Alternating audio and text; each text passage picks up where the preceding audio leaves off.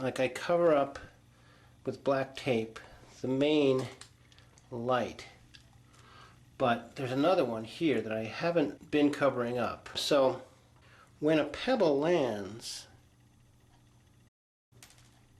it makes this red light twinkle. Oh, and I now see that there's another light I didn't know about that is not covered. And you know, I thought this window went dark automatically, and it doesn't. Good Lord, I'm putting on a light show out there. What I do, though, is I put it face down. But it's not flat like this is. It's a little bit up on that boulder surface. So you get a twinkle response and a lot of light coming out the side. I just wish I could find any of these pebbles. They must be really small because they make a very little, a subtle sound. But you know, it could be any of these dropping down the end of this boulder. They're around. So it's so hard to establish this.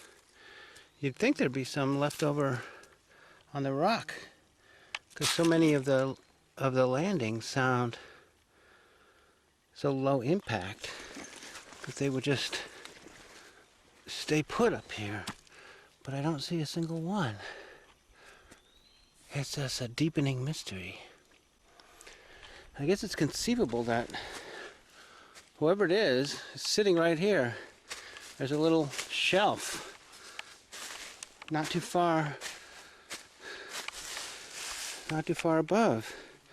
They could just toss it down there to get the twinkle response if they found that compelling. I've been racking my brain for some alternative explanation, like, you know, things dropping from trees above this surface here. There's a birch tree. And even if it were like even an acorn producing tree, like an oak, they don't sound like that. They hit hard and they bounce away usually in one sharp impact. These are tiny things that bounce. So it's really mysterious. I thought, well, could there be squirrels or chipmunks sitting up here and dropping part of their nut shells onto the rock? Well, first of all, you'd see nut shells left here. Second of all, I don't hear any whatsoever movement of chipmunks or squirrels. And if they climb up on the rock, I definitely would hear them. All I hear is bouncing mice sometimes through the leaves, like choo, choo, choo, choo, choo, which are very easy to mistake for footsteps.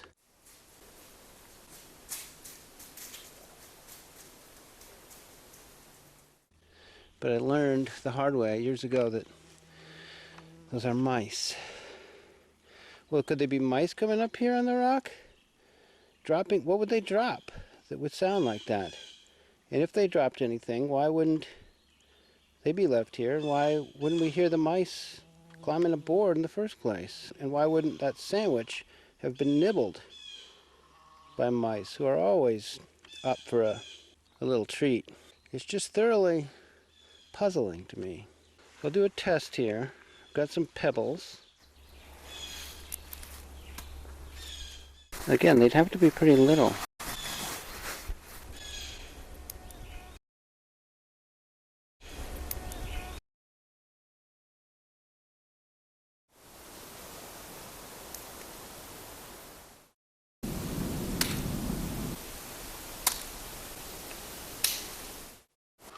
And I'm leaving this beautiful illustration by Jeff Caramagna.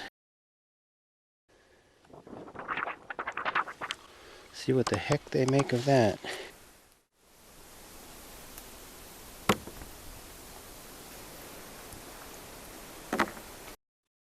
This reminds me of a situation 5 years ago that I documented in a video called Sounds of a Sasquatch Stakeout.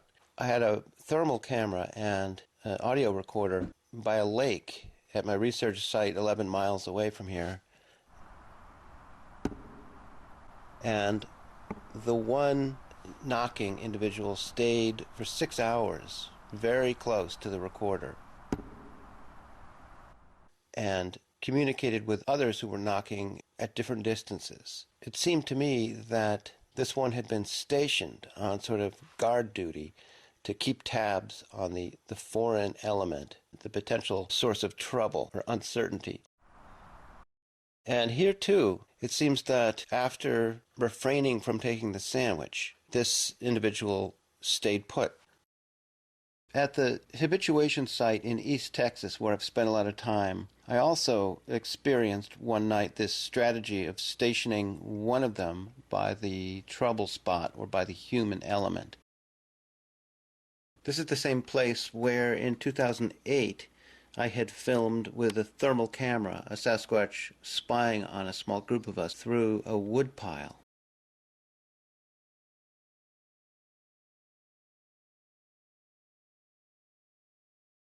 I was car camping, maybe 35 or 40 feet from the chicken coop.